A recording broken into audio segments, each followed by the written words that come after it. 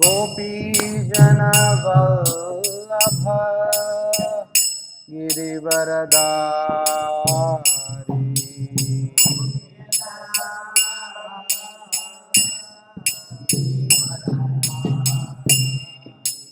यशोदनन्दन व्रज जनरञ्जन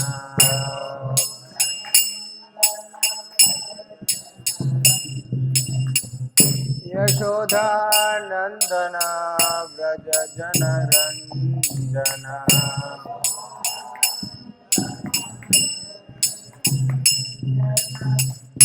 यामुनतीरवनचारी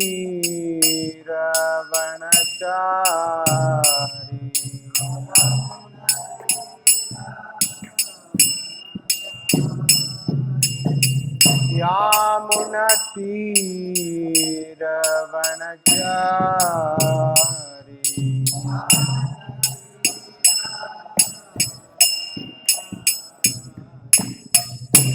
गजराधा माधव कुंज बिहारी राधा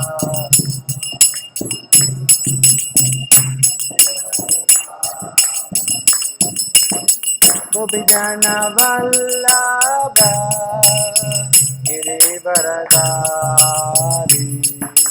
गोपीजन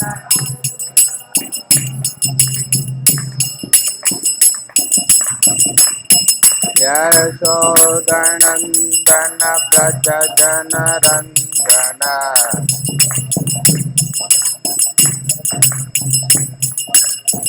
यामुनतीरवनचारी यामुनतीर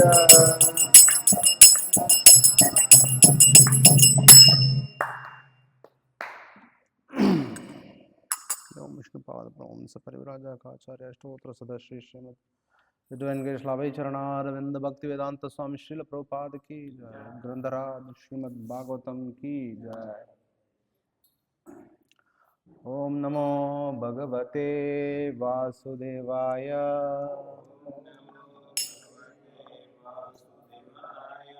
ओम नमो भगवते वासुदेवाय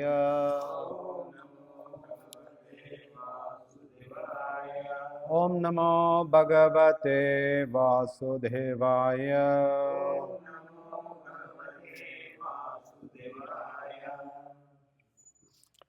श्रीमद् भागवतम स्कंदम 3 अध्यायम 28 श्लोकम संख्या 5 मौनम सदाशनजयः स्थैर्यं प्राणजयः शनैः प्रत्याहारश्चेन्द्रियाणां च इन्द्रियाणां विषयान् मनसा हृदि मौनं सदाशनजयः स्थैर्यं प्राणजयः शनैः प्रत्याहारश्चेन्द्रियाणां विषयान् मनसा हृदि मौनं सदासनजयः स्थैर्यं प्राणजयः शनैः प्रत्याहारश्चेन्द्रियाणां विषयान् मनसा हृदि मौनं सदासनजयः स्थैर्यं प्राणजयः शनैः प्रत्याहारश्चेन्द्रियाणां विषयान् मनसा हृदि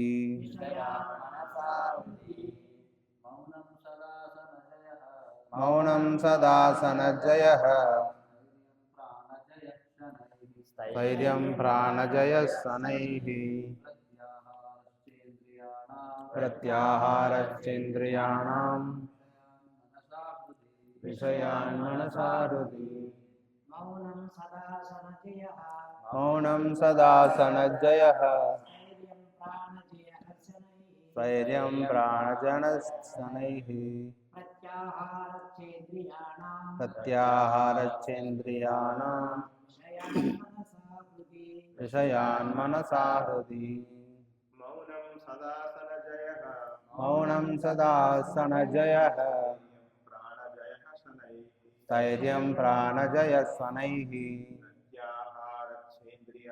प्रत्याहारश्चेन्द्रियाणां विषयान् मनसा हृदि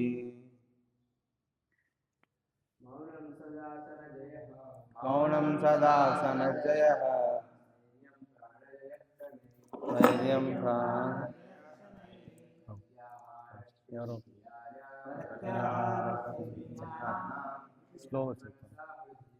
స్లోగా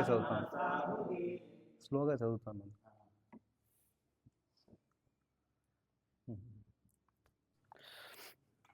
ప్రతిపదార్థాలు మౌనం మౌనం మౌనము మౌనము సత్ సత్ మంచి మంచి ఆసన ఆసన యోగాసనములు యోగాసన జయ జయ నియంత్రించి నియంత్రించి స్థైర్యం స్థైర్యం స్థిరత్వము స్థిరత్వము ప్రాణజయ ప్రాణజయ ప్రాణవాయువును నియంత్రించి ప్రాణవాయువును నియంత్రించి శనై శనైః క్రమముగా క్రమముగా ప్రత్యాహార ప్రత్యాహార విరమించి చ చ మరియు ఇంద్రియాణం ఇంద్రియాణం ఇంద్రియములను ఇంద్రియములను విషయాత్ ఇంద్రియార్థముల నుండి ఇంద్రియార్థముల నుండి మనస మనస మనస్సుతో మనసుతో హృతి హృది హృదయమునందు హృదయమునందు అనువాదం భాష్యం శ్రీల ఏసీ భక్తివేదాంత స్వామి శ్రీల ప్రభుపాద ఇస్కాన్ సంస్థాపకాచార్య.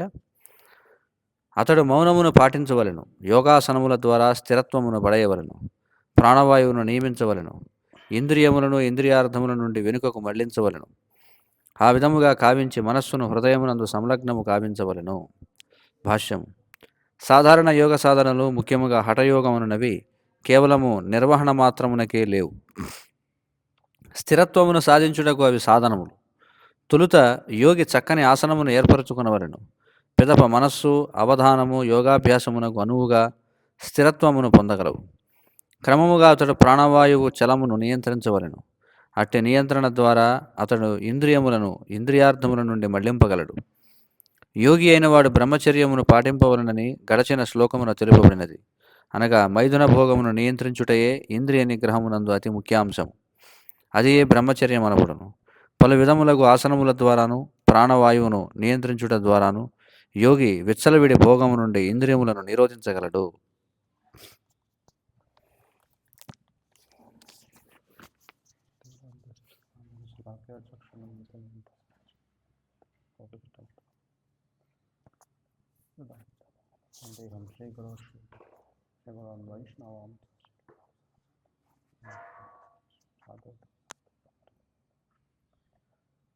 కృష్ణ పదం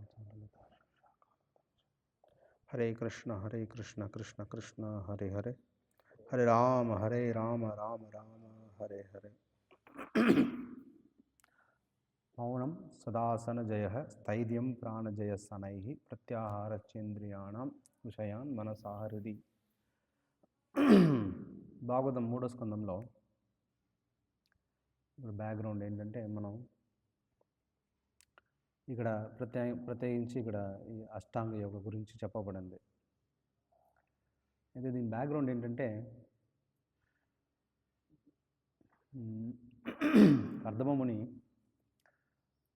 దేవహూతి ఎన్నో సేవలు చేస్తుంది. కర్దమమునికి మనకు తెలుసు, అంటే చాలా నిస్వార్థంగా, అసలు ఎటువంటి పట్టింపు కూడా లేకుండా తన శరీరం మీద. సో ఆ రకంగా సేవ చేస్తూ ఆయన ఒకరోజు అడుగుతున్నారు, అసలు ఏంటి, అసలు ఎవరనే అసలు గుర్తించలేకపోయారు ఎవరు కూడా. అంటే దేవహూతి ఎవరు అని, అసలు ఈమె ఎవరు అని తెలియట్లేదు అనమాట. భాగవతం అలా వివరిస్తుంది. కాబట్టి ఆయన అడుగుతున్నారు, అసలు చాలా నువ్వు నా సేవలో ఇంతగానో, ఈయన చాలా లోపల ఆయన ఇది చేస్తున్నాడో అవన్నీ కూడా ఆయన, అంటే ఆయన ఏదైతే అనుకుంటున్నాడో ఆ సేవ అంతా కూడా ఆ దేవహూతి అందిస్తుంది కర్దమమునికి. సో ఒకరోజు అడుగుతున్నాడు, అసలు నీకు ఏం కావాలి? నేనైతే నీకు డైరెక్ట్గా కృష్ణ ప్రేమ భక్తిని ఇద్దాం అనుకుంటున్నాను అని అడుగుతున్నాను. కానీ నాకు అవసరం లేదు, నాకు ప్రేమ భక్తి అవసరం లేదు, నాకు ఇప్పుడు సంతానం కావాలి. అంటే మీ భార్యగా, అంటే మీ సరే నాకు మీ ధర్మపత్నిగా, మంచి పదం అంటే ధర్మపత్నిగా నేను నేను ఎట్లా గుర్తించుకుంటాను నన్ను అంటే మీ ధర్మపత్నిగా ఖచ్చితంగా నాకు ఒక సంతానం ఉండాలి. ఉంటేనే నేను ఆ రకంగా నాకు గుర్తింపు అనేది వస్తుంది. ఐడెంటిటీ క్రైసిస్ అంటారు వీటిని శాస్త్రంలో. ఏదో ఒక ఐడెంటిటీ కావాలి కదా, గుర్తింపు అనేది. మీతో నాకు సంబంధం ఉందంటే ఏదో ఒకటి ఉండాలి కదండి. చెప్తే సరే అలాగే అని చెప్పేసి ఆయన ద్వారా మనకి భగవాన్ కపిల దేవుడు ఆయన అవతరించారు. ఆయన అవతారం జరుగుతుంది. సో ఈ రకంగా ఆచార్యులు ఏం చెప్తున్నారంటే, శ్రీధర స్వామి ఈ రకంగా వివరిస్తున్నారు. అంటే ఇక్కడ ఎందుకు కపిల దేవుడు ఈ విధమైన విధానాన్ని చెప్తున్నారు? 2 కారణాలు చెప్తున్నారు ఆయన. ఒక కారణం ఏమిటి అంటే, ఇక్కడ దేవహూతి డైరెక్ట్గా ఏదైతే చక్కగా ఉంటుందో పరోక్షంగా, అంటే అపరోక్షంగా కాకుండా పరోక్షంగా ఈ మార్గాన్ని అడుగుతుందనమాట. అంటే ప్రేమభక్తి డైరెక్ట్ నాకు ఇంకా వద్దు అని చెప్పేసి, అంటే ప్రేమభక్తి ఇమీడియట్ నాకు అవసరం లేదు, నాకైతే ఒక సంతానం కావాలని. అందుకని ఈ రకమైన ఒక విధానం చెప్పబడింది అని చెప్తున్నారు. అదొకటి. మరి ఏంటంటే ఇంకొక విషయం ఏం చెప్తున్నారంటే ఆయన, దర్శన శాస్త్రాలు, దర్శన గ్రంథాలని మనకుంది. సద్దర్శనం, ఒక 6 దర్శనం. అయితే వ్యాసదేవుడు ఒక శిష్యులు ఎవరైతే ఉన్నారో వీళ్ళు దీనికి తాత్పర్యం ఇచ్చారు. వ్యాసదేవుడు వేదాంత సూత్రం ఇచ్చారు మనకి. ఆ వేదాంత సూత్రంలో అదొక ఫ్రేమ్ వర్క్ అనమాట. దాని నుంచి మీరు ఏవైనా చెప్పవచ్చు అనమాట, ఏదో ఒకటి తీసుకొని. సో ఒక వ్యక్తి ఏమో నేను అన్నిటికీ మూలము అణువు అనుకుంటున్నాడు, నేను దాన్ని అంటే ప్రతిష్ఠ చేయాలి, దాని మీద వివరణ నేను రాయాలి అని చెప్పి బ్రహ్మాన్ని అడుగుతున్నారు. సరే అలాగే, కానీ ఒక్కొక్క రకంగా అనమాట. అందులో సంఖ్య యోగం. ఇప్పుడు భాగవతంలో Prabhupada teachings of lord Chaitanya, అంటే తెలుగులో ఏ పుస్తకం పేరు? చైతన్య బోధామృతంలో అక్కడ రాస్తారనమాట. ఏం రాస్తారంటే, వ్యాసదేవుడు ఈ 6 అంటే ఏదైతే సద్దర్శనాలు ఉన్నాయో వీటి ద్వారా మనం ప్రత్యేకించి భక్తిని పొందలేము పూర్తిగా అనే విషయాన్ని ఆయన రిఫ్యూట్ చేశారు. అంటే ఈ సద్దర్శనాలు కాదు, నిజంగా భక్తియే చాలా ముఖ్యమైన విషయము, దాన్ని స్థాపించారనమాట. సో ఇలా స్థాపించడానికి వ్యాసదేవుడు స్థాపించడానికి ఇక్కడ ఈ శ్లోకాలన్నీ చెప్పబడ్డాయి అనమాట. తద్వారా ఇప్పుడు మనం దీని మీద మనం ఇంకా భక్తి అంటే ఇవన్నీ కూడా ఎందుకు చెప్తున్నారంటే, భాగవతేర్ సంబంధ అవిధేయ ప్రయోజనం, భాగవతంలో సంబంధం అవిధేయ ప్రయోజన 3 జ్ఞానం ఇవ్వబడింది. ఈ చైతన్య చరితామృతం వివరిస్తుంది. అయితే ఇది ఇక్కడ ప్రత్యేకించి ఈ అధ్యాయం ఏంటంటే అభిధేయ విధానం, దాని మీద ఉపదేశాలు మనకి కపిలముని మనకి భగవాన్ కపిల దేవుడు ఆయన అందిస్తున్నారు మనకి. అది దీని ఒక బ్యాక్గ్రౌండ్. సో 2 కారణాలు ఇవి. అయితే మన సాంప్రదాయంలో అష్టాంగ యోగము ఉందా లేదా అని మనం ఏదైతే మనం ప్రత్యేకించి చూస్తే, మన అష్టాంగ యోగం మనం పాటించాల్సిన అవసరం లేదు. కానీ మన ఇంద్రియ నిగ్రహణ అనేది చాలా అవసరం ప్రతి జీవికి. లేకపోతే ఇంకేం చేస్తాం, ఏదో ఒకటి మనం చేస్తాం, అన్నిటిని భక్తి అంటాం. ఏది మనం చేసినా సరే అది భక్తి అంటాం. అలా కాదు, అది పనిచేయదు అట్లా. కాబట్టి ఇంద్రియ నిగ్రహం అనేది ఉండాలి. మరి లేకపోతే మనం ఏమనుకుంటున్నాం, మన శరీరం, మనం ఎంత భాగవతం చెప్తున్నమాట, ప్రియవ్రత మహారాజుకి బ్రహ్మ చెప్తున్నారు అనమాట, భవశ్య భవాయ నాశాయ శ్లోకం, భవాయ నాశాయ ఎలా స్టార్ట్ అవుతుంది మర్చిపోయాను. దాంట్లో చెప్తారనమాట, ఆ శ్లోకం అని చెప్తారు, భవాయ నాశాయ చకర్మకర్తం శోకాయ మోహాయ సదాభయాయ సుఖాయ దుఃఖాయ చ దేహయోగం. ఇది ఈ దేహయోగం, మనం చేసే దేహయోగం ఏమిటి? ఇవేనమాట. ఏమిటి? భవ నాశ అంటే భవనాశనం అంటే ఇంకా జన్మించడం, మరణించడం. తర్వాత కార్యకర్తం, మనం ఇంకా క్రియలు అన్నీ ఏదైతే చేస్తూ ఉన్నామో అవి. శోకాయ మోహాయ, శోకము, మోహము, సదా భయము ఎప్పుడు కూడా, సుఖాయ దుఃఖాయ, సుఖము దుఃఖము, ఇదే దేహయోగము. కానీ ఇది పనిచేయదు. ఉం. అవ్యక్త దిష్టాం జనతాంగ దత్తే అని చెప్తాను అనమాట. సో అయితే ఏంటంటే మన దేహయోగం ఏంటి, మన అంతా కూడా ఈ శరీరంలో ఉన్నటువంటి ఏదైతే మన మనస్సు, ఆ మనసులో ఎన్నో మనకి ప్రేరేపణలు జరుగుతూ ఉన్నాయన్నమాట. వాటిని మనం వాటికి తగినట్టుగా కార్యకర్తం మనం చేసుకుంటూ వెళ్ళిపోతున్నాం అనమాట. కానీ అది ఎప్పుడు కూడా పనిచేయదనమాట. దాన్ని నియంత్రణలో ఉంచాలి. దానికోసము ఈ విధి విధానం నాకు ఇవ్వబడింది అనమాట. ఈ విధి విధానం ఒక సారాంశం మనకి, అంటే ఇప్పుడు 3వ స్కందం 28వ అధ్యాయంలో చెప్పిన సారాంశము మనకి 29వ అధ్యాయంలో కనిపిస్తుంది. ఏం కనిపిస్తుంది అంటే ఈ హృదయంలో ఉన్నటువంటి పరమాత్మ ఎవరైతే ఉన్నారో ఆయనని మనం గుర్తించాలి, చూడాలి. అది తర్వాత మనకి తదుపరి అధ్యాయంలో మనకి ఎన్నో శ్లోకాలు కనిపిస్తాయి. ఇందులోనూ క్రమానుగతంగా అక్కడికే తీసుకెళ్తారు. ఎవరు? కపిలదేవుడు అక్కడికే తీసుకెళ్తారు అనమాట.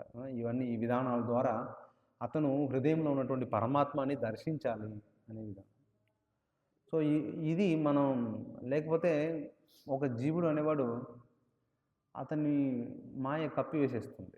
అతనికి ఏం కనిపించట్లేదు. అతను ఎప్పుడు అర్థం చేసుకుంటాడు అంటే అతను ఆ పరమాత్మని, భగవంతుని దర్శించాలి. లేకపోతే ఇప్పుడు మనం చూడండి, వేరే వేరే ఇతర మతాలు అవన్నీ కూడా ఉంటాయి, ఉన్నాయి యాక్చువల్లీ. కానీ ఈ మతాల్లో ఏంటంటే వాళ్ళు ఎప్పుడు కూడా వాళ్ళు భౌతిక కార్యాన్ని చేస్తుంటారు, కానీ దాన్ని ఆధ్యాత్మికం అంటుంటారు. భౌతికం చేసేదంతా కూడా భౌతికంగా ఉంటుంది, కానీ దీన్ని ఆధ్యాత్మికంగా అంటారు. కానీ ఎందుకంటే వాళ్ళకి గుర్తించడానికి ఎవరు లేరు పక్కన. ఇప్పుడు నాకు పక్కన గుర్తించడానికి ఎవరు లేరు, చెప్పడానికి ఎవరు లేరు అన్నప్పటికీ నేనేమనుకుంటాను, నేను చేసిందంతా భక్తియే, నేను చేసిందంతా కూడా మంచిదే, నేను చేసిందంతా కరెక్టే అని. కానీ మనం పరమాత్మ ఉన్నారు అనే విషయం ఎప్పుడైతే గుర్తిస్తున్నామో అప్పుడే మనం ధర్మాచరణ చేస్తుంటాం. లేకపోతే ధర్మాచరణ అనేది అసలు దూరం, ఎక్కడ దూరం వెళ్ళిపోతుంది అనమాట. కాబట్టి ఈ విధి విధానాలన్నీ కూడా దానికోసమే చెప్పబడింది అనమాట, అంతేగాని మరొకటి లేదు అనమాట. కాబట్టి ఇక్కడ ప్రభుపాదులు చెప్తున్నారు అనమాట, ఎట్లా ఒక యోగి అనేవాడు ఎట్లా ఉండాలి అని చెప్పేసి. స్థైర్యం, మనసు అనేది ఏంటంటే స్థైర్యం. స్థైర్యం అంటే స్టడీనెస్, అంటే ఎటువంటి కలతలు వచ్చినా కూడా ఆ కలత చెందకుండా మన భక్తిలో ముందుకు వెళ్ళాలి. అంటే మనకి ఇక్కడ దేవహూతి ప్రత్యేకించి ఇక్కడ ఐడెంటిటీ, అంటే ఒక గుర్తింపు కావాలి అని అనుకుంటుంది. యాక్చువల్లీ మనం అందరూ కూడా ఏంటంటే మనం క్రియాకలాపాలు ఎందుకు చేస్తూ ఉంటాం అంటే మనం గుర్తింపు అనేది రావాలి అనేది ఒకటి కంపల్సరీ అనమాట. ముఖ్యంగా దానికోసం మనం చేస్తుంటాం అనమాట. అందుకని అర్జునుడు భగవద్గీతలు అడుగుతున్నాడు అనమాట. ఈ స్థితప్రజ్ఞుడు ఎట్లా ఉంటాడు, స్థితప్రజ్ఞ కా భాష, అతను ఏం మాట్లాడతాడు, ఏం చేస్తాడు, ఎలా కూర్చుంటాడు. సో దీనికి ఒక అర్థం ఉందన్నమాట. సో అతను ఎలా కూర్చుంటాడు అంటే అతనికి ఏదైనా సమస్య వస్తే ఎలా బిహేవ్ చేస్తాడు, ఏం చేస్తాడు, దానికి ఎట్లా అతను ప్రతిబంధిస్తాడు, ఒకవేళ దానికి అతను కోరిక కలిగితే ఎలా నడుచుకుంటాడు, అసలు ఏం లేకపోతే ఏం చేస్తాడు. ఈ రకంగా 3 రకాల ప్రశ్నలు అన్నమాట. సో ఈ రకంగా మనకి ఇక్కడ కూడా ఈ స్థైర్యంలో ముఖ్యంగా ఏంటంటే మనకి స్టడీనెస్, భక్తిలో ఎప్పుడు మన స్థైర్యంగా ఎలా ఎప్పుడు ఉండగలుగుతాం అనే విషయం మనం చూస్తే మనకి ఎప్పుడు కూడా భక్తిలో ఆటంకాలు వచ్చినప్పుడు పైన కింద వెళ్తూ ఉంటాం అనమాట. కానీ మనం భక్తి రసామృతం చూస్తే అసలు ఇది భక్తే కాదని చెప్పేస్తారు. ప్రారంభమే మొదటి అధ్యాయంలోనే డైరెక్ట్గా 2 విషయాల్లో భక్తి కాదని చెప్తారు. ఒకటి ఏంటి, చఫల సుఖము, ఇంకోటి భోగత్యాగం. ఈ 2 భక్తి కాదు అని డైరెక్ట్గా రూపు కోసం చెప్పేస్తారు. అంటే ఇప్పుడు మనం చేస్తున్నది భక్తి కాదు. అలా మనకు ఒక ప్రశ్న అనమాట, అసలు ఏంటి నేను చేస్తున్నాను ఇంతకాలం నుంచి, కానీ అప్ డౌన్స్, పైకి వెళ్తున్నాం కిందకు వస్తున్నాం, సరిగా ఉండట్లేదు కొన్నిసార్లు. ఈ రకంగా భక్తిలో ఉందే అసలు ఏమిటి ఇది చేసేదంతా కూడా మనం అంటే మనం ఇదంతా కూడా మనం ప్రయత్నిస్తున్నాం. ఇంకా అందరూ కూడా ప్రయత్నిస్తున్నారు, ఎవరు కూడా ఇంకా చక్కగా పాటించాలి అనే ఒక స్థాయిలో లేరు, ఎవరు పాటించడానికి సిద్ధంగా లేరు. అంటే అందరూ చెప్పలేను మనం, కానీ అది ఎప్పుడు సాధ్యం అవుతుంది అంటే అంతర్గతంగా మనం ఎప్పుడైతే సన్నిధత్తాం సదా హృది అనే ఒక ప్రిన్సిపల్, ఒక సూత్రం అనమాట. ఇది శ్రీ వైష్ణవులు ఎక్కువగా అంటే సదా సదా అంటే ఎప్పుడు కూడా హృదయంలో సన్నిధత్తాం భగవంతుని, అంటే భగవంతుని మనం డైరెక్ట్గా ఉంచలేము అట్లా. ఇది కానీ చాలా ఇంపార్టెంట్. అందుకని ఏంటంటే వాళ్ళు ఏం చెప్తారంటే ఆచార్యులు ఎప్పుడైతే మనం ఆచార్యులని మన హృదయంలో ఉంచాలన్నమాట. వాళ్ళ కోసమే సేవ చేయాలి. వాళ్ళు అంటే వాళ్ళని ఎప్పుడు కూడా గుర్తించాలన్నమాట. అప్పుడు మనకి ఈ గుర్తింపు అనేది పోతుందన్నమాట. ఎందుకు మనం చేసేదంతా ఎవరి కోసము? గురువు కోసం చేస్తున్నామంటే ఇంకా మనకి అసలు నేనంటే ఎవరు కాదు. కేవలం ఒక పలానా ఒక గురువు, ఒక ఆధ్యాత్మిక గురువు, ఒక సేవకుడిని. ఆ రకంగా మన హృదయంలో ఎప్పుడైతే భావిస్తున్నామో అప్పుడు మనకి ఇది సాధ్యం అవుతుంది అంటున్నారు. అంటే ఇక్కడ ఏంటంటే ప్రత్యేకించి తర్వాత తీసుకొచ్చేటప్పుడు పరమాత్మ దర్శనం అంటే లేకపోతే మన హృదయంలో ఎవరు ఉన్నారు, హృదయంలో అనేక రకాల నేను చెప్పాను కదా, భవాయ నాసాయ ఇవే ఉన్నాయన్నమాట. ఇవే ఆలోచనలు, ఇవే కోరికలు అనమాట. సో వీటి కోసం మనం పనిచేస్తూ ఉన్నాం అనమాట. ఒకళ్ళతో ఒక వ్యక్తితో మనం మాట్లాడుతున్నాం. ఎందుకు మాట్లాడుతాం అంటే ఇంకా కర్మకార్య క్రియ అంటే పెంచుకుంటాం పోతున్నాం అనమాట. ఇంకా అతను నాకు పరిచయం, ఇది తెలుసు, వారి గురించి తెలుసు, ఏంటంటే వాళ్ళ గురించి ఆలోచిస్తాం, వాళ్ళని ఎట్లా. కానీ భక్తిలో ఇది అవసరమే, మనకి భక్తిలో అవసరమే. మనం చాలామందిని మనం తెలుసుకోవాలి. ఎందుకంటే వాళ్ళకి ఏ రకంగా మనం తోడ్పడతాం భక్తిలో, వాళ్ళని ఉన్నత స్థాయికి ఎట్లా తీసుకురావాలి అనే ఆలోచన మనకు పెరుగుతుంది. ఆ రకంగా మనం మరొకరికి సేవ చేస్తూ ఉన్నాం. మనం ఎవరిని వాడుకోవట్లే. చాలామంది చెప్తుంటారు, అరే వీళ్ళు పడేస్తున్నారు నన్ను. ఎవరిని వాడట్లేదు. సీరియస్గా భక్తిలో ఎవరిని అంటే ఎవరు కూడా ఈ లోకంలో ఎవరిని వాడడం మనం. కానీ వాళ్ళని ఏంటంటే ఏదో రకంగా వాళ్ళు ఒక ఆధ్యాత్మిక స్థితిని, ఆధ్యాత్మిక ఆలోచనని ఇంకా ఏదో కింద స్థాయిలో లేకుండా పైకి తీసుకురావాలని మనం ప్రయత్నిస్తున్నాం. అదే ప్రయత్నం అన్నమాట. సో ఎప్పుడైతే మనం భక్తిలో స్థిరంగా ఉంటున్నామో అప్పుడు మాత్రమే మనం ఈ మాయ ఒక వలలో పడవు. లేకపోతే మాయ ఒక వలలో ఎప్పుడైనా మనం వ్యక్తి పడిపోవడానికి అవకాశం ఉందన్నమాట. మన భక్తులు కూడా చాలాసార్లు మనం కనిపిస్తూ ఉంటాయి అన్నమాట. ఎంతోమంది భక్తులు ఉన్నారు, వాళ్ళంతా ప్రయత్నిస్తున్నారు. కానీ కొన్నిసార్లు ఏంటంటే ఏదో ఒక విషయం మీద వాళ్ళు పొరపాటు చేస్తారనమాట. పొరపాటు చేయడం అంటే అదే కనీసం వాళ్ళ లోపల ఉన్న అనర్థాలు బయటపడాలంటే ఖచ్చితంగా అది జరగాల్సిందే. అది జరగాల్సిన ఒక విషయం. అది జరగకూడదు. మనం అది ఆపేయడానికి ప్రయత్నించలేం. మనం కూడా చాలామంది చెప్తున్నాం, అది ఇలా కాకుండా అలా చేస్తే బాగుండేది కదండి. అది జరగాలి. అది జరిగితే కానీ అది బయటికి మనం ఏదో ఒకటి గడ్డ ఉంది, పైన కనిపిస్తుంది, లోపల ఉంది. దానికి కానీ ఆపరేషన్ చేస్తే కానీ లోపల ఏముందో తెలియదు. అది తీయాలి. అది ఎంత ఘోరంగా ఉందో తెలియదు అనమాట. నాకైతే ఒకసారి ఆపరేషన్ చేస్తున్నారు మా డాక్టర్. ఒక 5 ఏళ్ళ క్రితం నాకు చిన్న ఆపరేషన్ జరిగింది. బయట ఇంత చిన్న ఇది కనిపిస్తుంది అనమాట. అది అంబ్లికల్ హెర్నియా అంటారు అనమాట. దాన్ని తీసేసి డాక్టర్ చాలా ఆశ్చర్యంగా చెప్పారనమాట. లోపల అది దాదాపు ఒక 4-5 ఎంత చెప్పారు నాకు, ఒక 10-12 ఇంచుల దాకా, అంటే ఒక ఫీట్ అని ఉంటుంది అనమాట. లోపల అంతా చుట్టుకుని ఉందండి అన్నాడు. అంతా తీసాను బ్యాగు. లోపల బ్యాగ్లో అయితే ఏమీ లేదు, కానీ అంత ఉంది లోపల అన్నాడు అనమాట. బయట ఏం కనిపించలేదు కదండి. బయట కనిపించింది, ఎంత పెద్ద గొడ్డ ఉంది కదండి, మీకు కనిపించట్లేదు, తీస్తే కానీ నాకు రావట్లేదు అంటే తీయాలన్నమాట, బయటికి తీయాలి. అది తీయడానికి ఏదో ఒక రకంగా ఒక పరికరణం అనేది అది జరుగుతుంది. ఆ విషయం అనేది, సంఘటన అనేది జరుగుతుంది. మన తద్వారా ఏంటంటే ఓకే ఇది జరిగిపోయింది, ఓకే మరి అలా ఉంటే బాగుంటుంది కాదు, అలాగ దానికోసం అది విషయం కాదు. విషయం ఏంటంటే దాని నుంచి మనం ఏం నేర్చుకున్నాము, ఏం తెలుసుకున్నాము, మన రియలైజేషన్ ఏమిటి, మన ఒక సాక్షాత్కారం ఏమిటి అని దాని మీద మనం కాంటెంప్లేషన్, అది విషయం అన్నమాట. సో అప్పుడు మనం మాయ ఒక వలలో పడకుండా కనీసం మనం అర్థం చేసుకుంటాం, తప్పు నేను చేశాను, జాగ్రత్తగా ఉండాల్సిందే. ప్రతి జీవి తెలుసుకోవాల్సిందే. ప్రతి జీవి ఈ రకంగా తెలుసుకోవాల్సిందే. అంటే ఎప్పుడు మనం ఏదో ఒకటి సరిదిద్దామని అనుకుంటాం అనమాట. ఈ లోకంలో సరిదిద్దేది ఏమి లేదు యాక్చువల్లీ. మనం సరిదిద్దుకునేది ఏమి లేదు యాక్చువల్లీ నిజానికి. ఎందుకంటే ఇక్కడ ఈ లోకంలో మనం ఏం సరిదిద్దుకున్నా సరే మనల్ని గుర్తించే వాళ్ళు ఎవరు లేరు. కేవలం మనల్ని గుర్తించే వాళ్ళు ఎవరై ఉండాలి, భగవంతుడు, గురువు, కృష్ణ, వీళ్ళు గుర్తించాలన్నమాట. మరో ఒక వ్యక్తి నన్ను గుర్తించాలి, నన్ను గుర్తించాలని చెప్పుకుంటూ పోతే ఎంతమంది మనల్ని గుర్తించాలి చెప్పండి. ఆ రకంగా ఆ రకంగా మనం ఏం చేయలేము. అసలు ఎలా మనం అలా గుర్తించబడలేము అన్నమాట.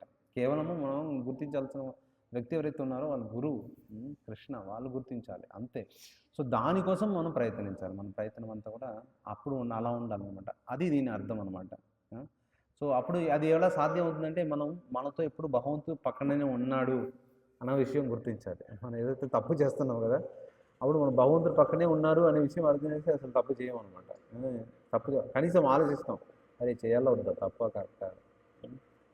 సో ఆ రకంగా భక్తిలో ఈ విషయాలన్నీ కూడా చాలా ఇంపార్టెంట్ అనమాట. లేకపోతే ఏముంది జనాలు ఇప్పుడు అంతా మా ఇంటి కృష్ణుడికి పాస్తా అంటే ఇష్టం, మా ఇంటి కృష్ణుడికి పాస్తా అంటే ఇష్టం. అంటే ఎందుకు పాస్తా ఎందుకు? కృష్ణుడికి ఇష్టం కాదు. కృష్ణుడికి ఇష్టమైనా లేకపోయినా సరే నాకు అంటే ఇవాళ ఏకాదశి మనం పాస్తా గురించి మాట్లాడకూడదేమో, కానీ అది కొన్ని చోట్ల ఏకాదశి పిజ్జా కూడా పెట్టారు. ఏకాదశి పాస్తా గురించి హరే కృష్ణ. సో ఏకాదశి పాస్తా, మా ఇంటి కృష్ణుడికి పాస్తా అంటే ఇష్టం అండి. అంటే అర్థం ఏంటి, నాకు ఇష్టము కానీ కాబట్టి కృష్ణుడు కూడా ఇష్టం అయింది, అది తప్పదన్నమాట కృష్ణుడికి. మహారాజ్ ఇప్పుడు ఈ మధ్యన మొన్న ఒక ప్రవచనంలో చెప్తున్నాను అనమాట. అంటే కృష్ణుడు అయితే మీకు ఏమో మీరు పాలు చల్లగా పెట్టినా వేడిగా పెట్టినా నేను అడగలేడు, కానీ నేనైతే అడుగుతాను ఖచ్చితంగా.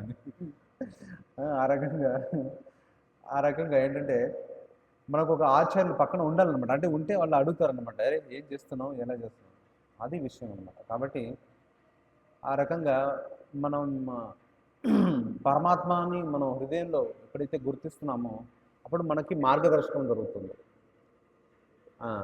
ఇంకా ఈ అష్టాంగ యోగానికి వస్తే యమునాచార్య ఆయన స్తోత్రత్వంలో చెప్తున్నారు అనమాట ఒక మంచి శ్లోకము. ఆ శ్లోకము భవంతమేవానుచరన్ నిరంతర ప్రశాంత నిశేష మౌనారతాంతర. ఇంకో మూడో శ్లోకం కదా చెప్పండి.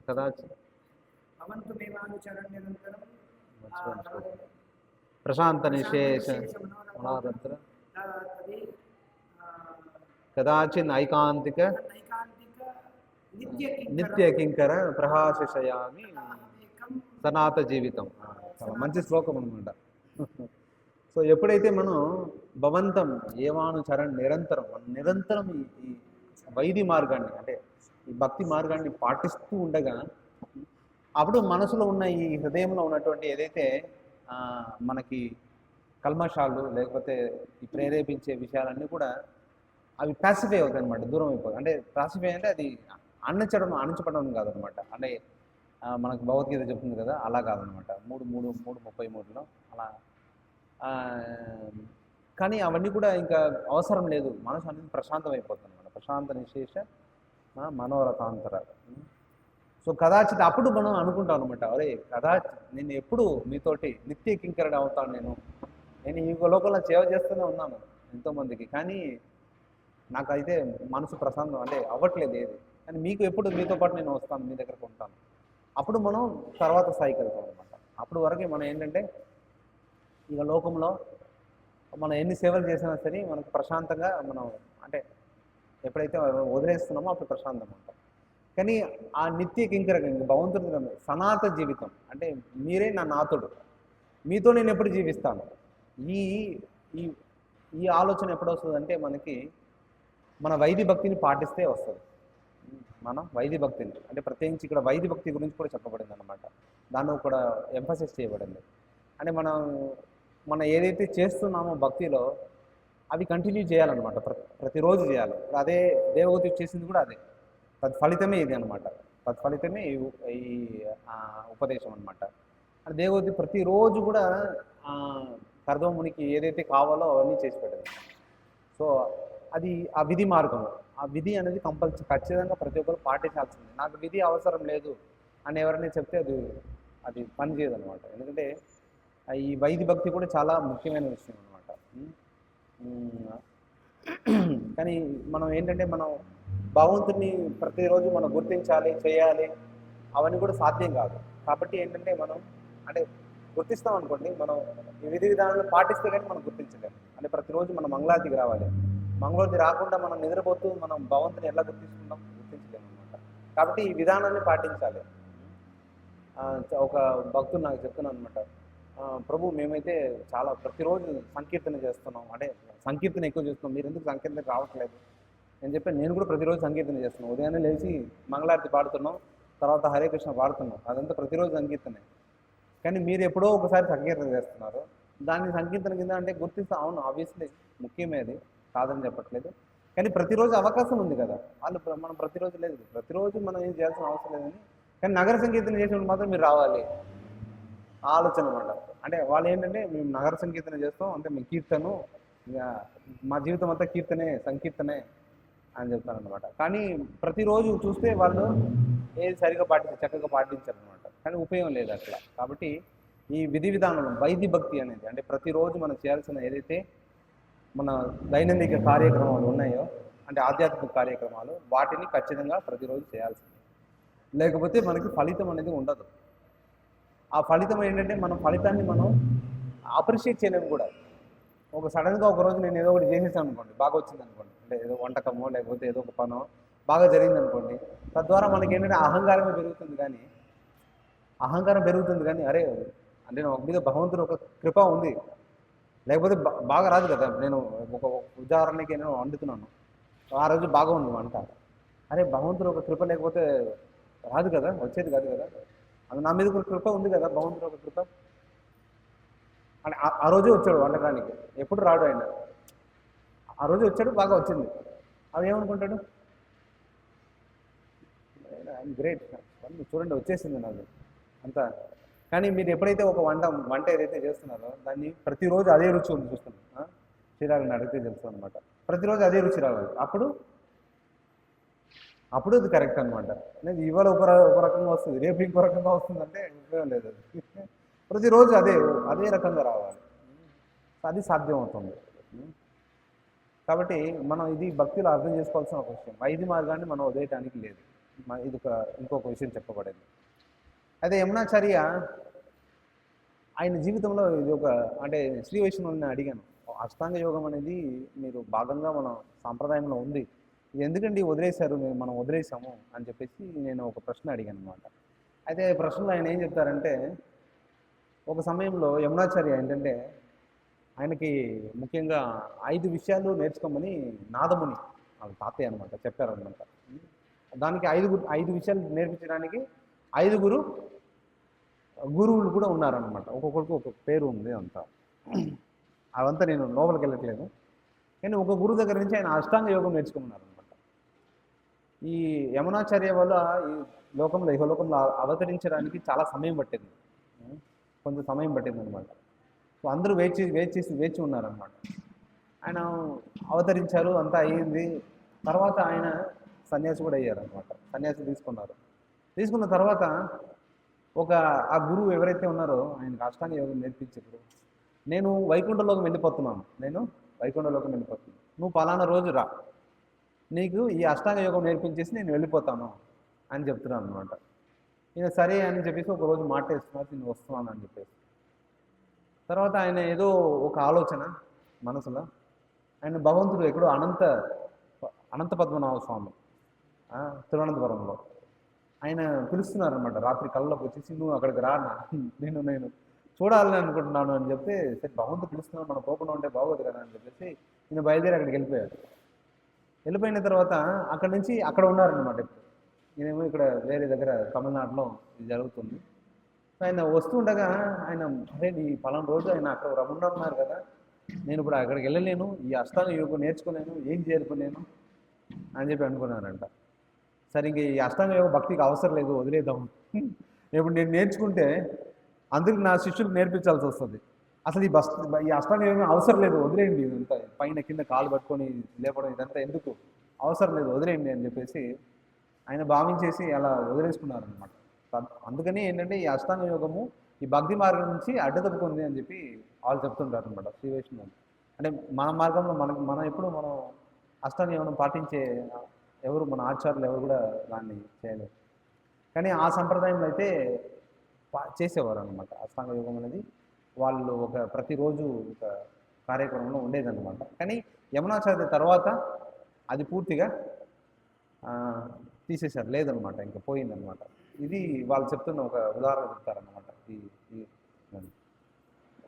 సో ఇంకా ఇక్కడ ఈ శ్లోకంలో వివరించబడింది అనమాట. ఏం చెప్తున్నారంటే attention will be mind practising yoga gradually one get control of the circulation of the ఇక్కడ ఇంకా మనం ఈ శరీరాన్ని ఇంద్రియాలని పవిత్రం చేయడానికి ఈ ప్రాణవాయువులు మనకి తోడ్పడుతుంది. ఈ ప్రాణవాయువుని ఎవరైతే కలుషితం చేయకుండా ఉన్నారో, అంటే ఒక్కొక్క వాయువుకు ఒక్కొక్క పని ఉందన్నమాట. ఇప్పుడు మనకు మొత్తం అంతా కూడా మనకి మన శరీరంలో ప్రాణవాయువు కన్నా ఎక్కువ కనిపించేది ఏంటి? అపానవాయువు కనిపిస్తుంది అనమాట చాలామందికి బయటికి. అదే బయటకు వస్తుంది అనమాట. అపానవాయువు ఎక్కువ బయటకి గాలి వదులుతూ ఉన్నాం అని చెప్పేసి. కానీ అంటే అర్థం ఏంటంటే అదే ఇంకా శరీరం మొత్తం తిరుగుతున్నట్టుగా ఉందన్నమాట ఏదైతే. కానీ దీనికి మనం శాస్త్ర విధానాలు ఏదైతే ఉన్నాయో దీన్ని యాక్చువల్లీ మనకి ప్రాణాయామం ద్వారా కూడా దీన్ని నియంత్రించవచ్చు. ప్రాణాయామం కూడా మనం ద్వారా కూడా నియంత్రించవచ్చు అనమాట. కానీ మనం దాని గురించి ఎక్కువగా మనం చర్చించాం. మన లేకపోతే ఎందుకంటే మనకి ఇప్పుడు నేను ఒకసారి ఒక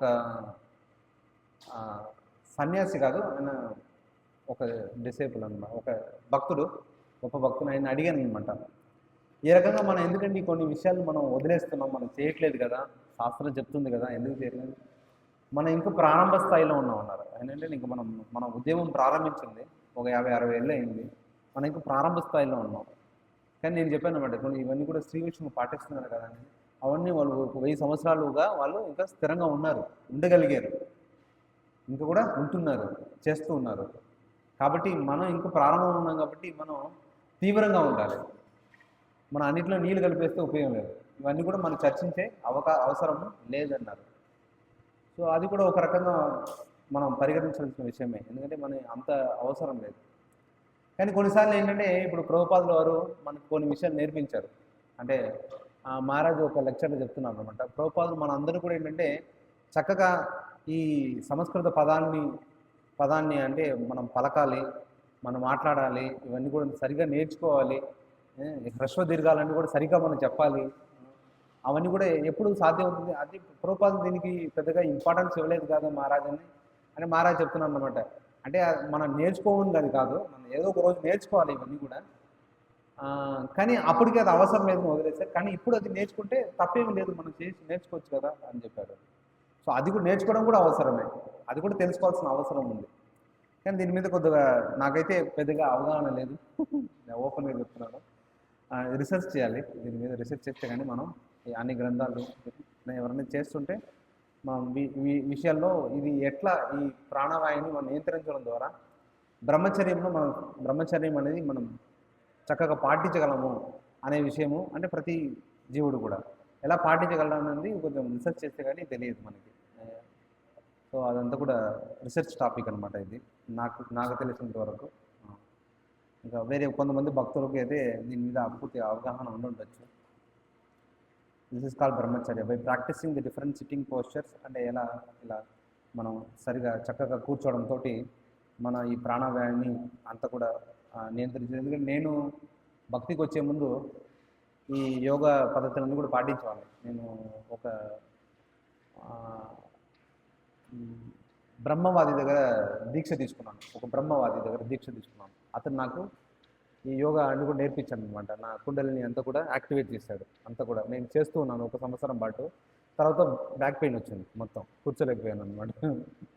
అంటే ఏమిటి విషయం అంటే ఈ ప్రాణాయామం ఇదంతా కూడా పని చేయట్లేదు. నాకు తెలిసిన వరకు ఇది పని చేయలేదు, నాకు పని చేయలేదు కదా, పని చేస్తుంది అని నేను సరిగా పాటించట్లేదు కాబట్టి, సరిగా మా గురువు నేర్పించలేదు కాబట్టి నాకు ఇవన్నీ ఇబ్బంది కలుగుతుందని వదిలేశాను, నేను పక్కన పెట్టేశాను. అదే మా గురువు ఆయన కూడా చెప్పాను అనమాట, అంటే నేను చేయలేకపోతున్నాను, మన్నించండి అని చెప్పేశాను అనమాట. మీరేం అనుకోవద్దు అని చెప్పేశాను అనమాట. ఎందుకంటే ఆయన దీక్ష అని చెప్పి ఏదో చెప్తాను అనమాట. అప్పుడు నిజంగా నాకు ఇదంతా 1998లో జరిగింది.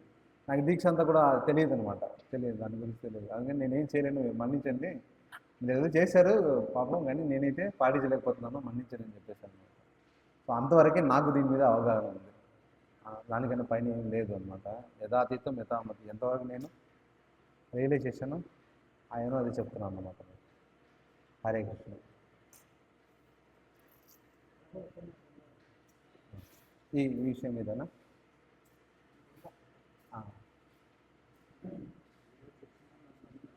ఇవాళ ఈరోజు చర్చించిన దాంట్లో లేకపోతే బయట వేరే ఏమైనా ప్రశ్న చెప్పండి.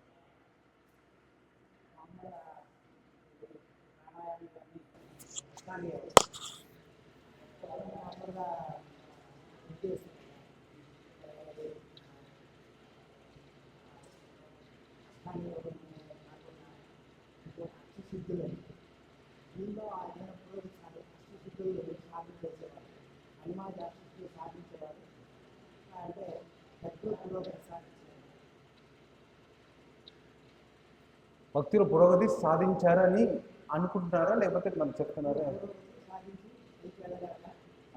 భక్తి సిద్ధి కామి లేదు, సాధ్యం కాదు. భక్తి ఇవన్నీ కూడా అది కూడా ఉంది. సదా హృది అనే పదం ఒకటి వచ్చింది కదా, పిచాచి సదా అంటే మన హృదయంలో పిచాచిలో ఉన్నమాట ఈ భక్తి ముక్తి ఇవన్నీ కూడా.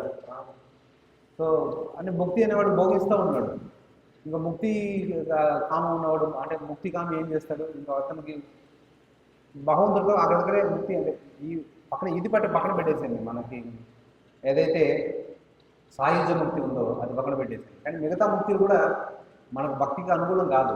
స్వరూప్య సాలోక్య సారిష్టి ఎందుకు అక్కడ అంటే సా ఉంది. సా అంటే భగవంతుడు అయిన అనమాట. భగవంతుడిలోనే ఉండాలి. అదొక కోరిక. భక్తులు మనకు కోరిక నిస్వార్థం, మనం కేవలం భగవంతుడి కోసం మనం చేసేది మాత్రమే భక్తి. సో భక్తివేదాంత ప్రకటన అయితే ఏమంటున్నారంటే ఈ వైకుంఠ లోకాల్లో ఉన్న వాళ్ళకి అక్కడ పైన ఇంకేమన్నా ఆకాశం అంటే పైన కనిపిస్తుందా అంటే కనిపించదంట. ఎందుకంటే అది ఈ 4 రకమైనటువంటి ఈ దాన్ని ఏమంటారు కవరింగ్స్, ఆవరణ. ఈ ఆవరణ ఏంటంటే కప్పేస్తుంది అనమాట జీవుని. అక్కడ ఉన్న వాళ్ళకి కూడా పైన కనిపించదు అనమాట. ఇంకేమైనా ఉందా అండి? అందుకని వాళ్ళు ఒప్పుకోరు అనమాట. ఈ 4 కూడా ముక్తిలో. సిద్ధి కామిలో ఏముంది, సిద్ధి పొందుతారు. సిద్ధి పొందిన తర్వాత వాళ్ళు ఒక దీనికోసం అంటే పేరు పోర్త కోసం ఉపయోగించుకుంటారు, కానీ వాళ్ళకి ఏముండదు. ప్రదర్శించడంలో ఉపయోగం ఉంది. లోపాలు చెప్తారనమాట. ఒక వ్యక్తి ఎవరైతే అతను చెప్తానమాట, ఊర్లోకి వచ్చి నేను నీటి మీద నడవగలను చెప్తున్నాను అనమాట. అంటే ఒక చిన్న కథ చెప్పారనమాట. ఆ గాథలో ఏంటంటే అది నడుస్తుంటే అందరూ చెప్తానమాట, ఇది 2 రూపాయల పని, బోట్ ఎక్కితే అవతలకి వెళ్ళిపోతాం, నేను కోసం ఎందుకు నువ్వు ఇంత జీవితాంతో వేస్ట్ చేయడం ఆన్సర్ అని చెప్తాను. అనేక రకాలుగా ఉంది. సో ఆ రకంగా ఉపయోగం ఏమి లేదు అనుకుంటుంది.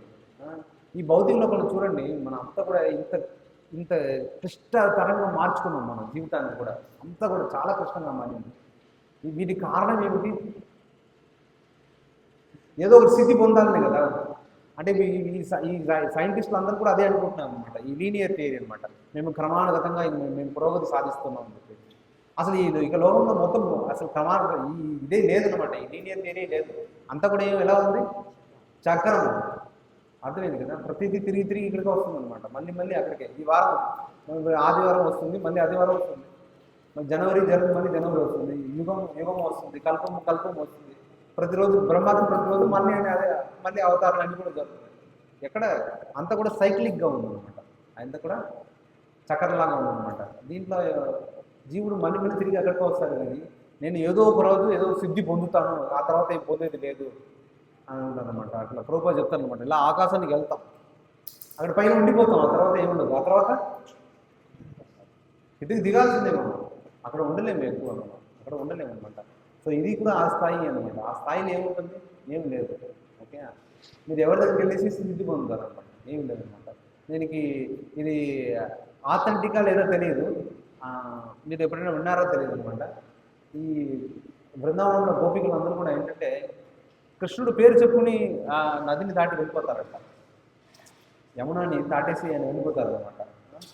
సో ఆ రకంగా ఎప్పుడైతే స్మరిస్తున్నారో భగవంతుని, ఇవన్నీ కూడా ఆటోమేటిక్గా జరుగుతుంది. దీని గురించి ప్రత్యేకించి కష్టపడాల్సిన అవసరం లేదు.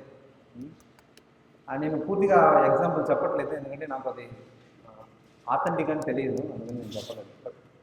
వాళ్ళు కృష్ణుడు పేరు స్మరించుకుంటూ వెళ్ళిపోతారు అనమాట. వాళ్ళకి ఏం తెలియట్లేదు. అంటే ఏదో నేల లేకపోతే నీల ఏ ఆకారమో తెలియట్లేదు వాళ్ళు. అలా వెళ్ళిపోతున్నారు భక్తులు. సో మనం కూడా అంతే. గోష్పదం, ఇది ఒక చిన్న గోష్పదం లాగా కనిపిస్తుంది అన్నమాట. సిద్ధి కూడా మనకు అలాగే కనిపించాలి. లేకపోతే ఈ సిద్ధిని సాధించి మనం ఏం చేస్తాం చెప్పాలి? దాంట్లో చాలా ఉత్తమమైనది ఏమిటి ఈ సిద్ధిల్లో? మరొక స్త్రీని ఆకరించడం. దాని పేరు ఏదో ఉంది, వర్ష,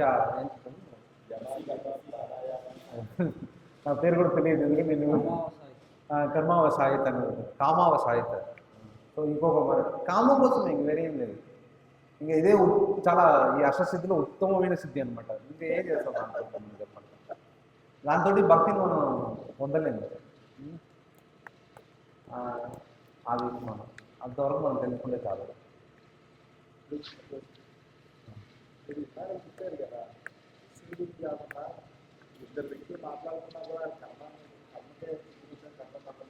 అదే శాస్త్రం చెప్తుంది, భగవద్గీత చెప్తుంది.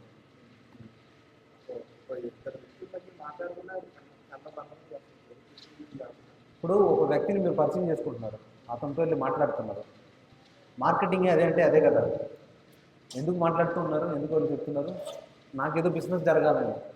మనకైతే కోరికలు అయితే ఉన్నాయి కదా దాంట్లో, తద్వారా పెరుగుతూ ఉంటుంది అనమాట. ఇప్పుడు అదే మీరు కృష్ణుడి గురించి మాట్లాడుతున్నారు అనుకుంటే మీకు ఏమైనా ఫలితం వస్తుందా? అతనికి ఏమైనా ఫలితం వస్తుందా? అంటే నేను చెప్పే బిజినెస్ ఏమైనా జరుగుతుందా? మీ బిజినెస్లో లాభం లేదు కదా.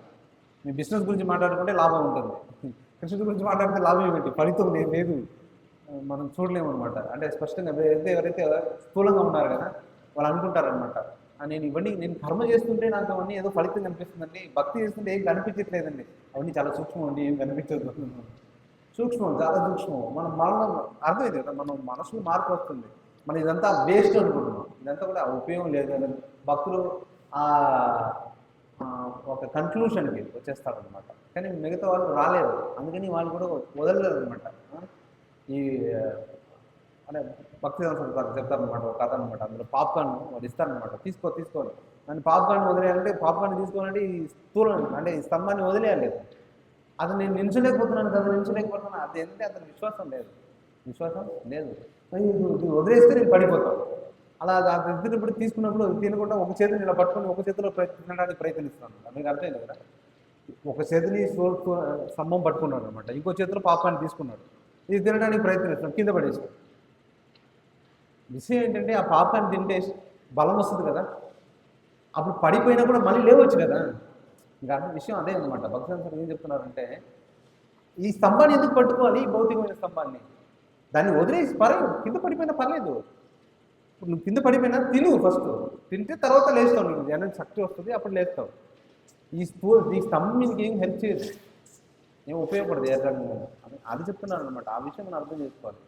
మనం ఇంత భక్తిలో ఉన్న అన్ని విషయాలు మనం చెప్తున్నారు ప్రభుపాదులకు. ఇవన్నీ కూడా మనం ప్రయత్నించాలి, పాటించాలి, చేయాలన్నమాట. చేస్తే మనకు బలం అనేది వస్తుంది. బలం లేదు బలం ఎప్పుడు వస్తుంది? తింటే కానీ బలం రాదు కదా. సో ఆ రకంగా మనం చెయ్యాలి, అవన్నీ పాటిస్తే మనకి బలం అనేది వస్తుంది. హరే కృష్ణ. శ్రీమద్ భాగవతంకి, ప్రభుపాదకి